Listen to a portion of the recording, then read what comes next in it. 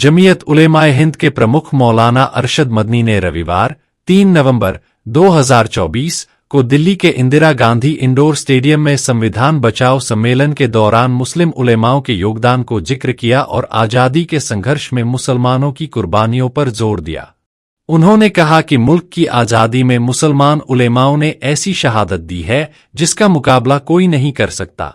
कार्यक्रम में मौलाना मदनी ने कथित फिरकाप्रस्त ताकतों की आलोचना करते हुए कहा, ये ताकतें हिंदू, मुस्लिम, सिख, ईसाई को अलग अलग करना चाहती हैं, लेकिन हम मानते हैं कि ये सभी भाई हैं और भाईचारे को तोड़ने की साजिश रची जा रही है। मौलाना मदनी ने कांग्रेस पर भी टिप्पणी करते हुए कहा कि कांग्रेस का असली मकसद कभी भी गुलामी की जंजीरों को तोड़ना नहीं था, बल्कि मुस्लिम उलेमाओं ने उसे आज़ादी की राह पर मोड़ दिया। आज़ादी के वक्त जमीयत ने मोतीलाल नेहरू, जवाहरलाल नेहरू और महात्मा गांधी से यह गारंटी ली थी कि जब देश आज़ाद होगा तो वह सेकुलर रहेगा।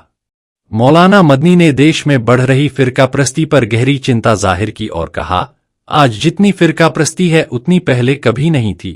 उन्होंने कहा, इस मुल्क में मुसलमानों के लिए एक तरह का जहन्नम बनाया जा रहा है और यह जो हो रहा है वह मुल्क को आग में झोंकने के लिए हो रहा है। मौलाना मदनी ने वक्फ बिल पर भी गंभीर चिंता जाहिर की और कहा, हुकूमत जिन बैसाखियों पर चल रही है वह इस बिल के जरिए मुसलमानों के खिलाफ जहर घोल रही है।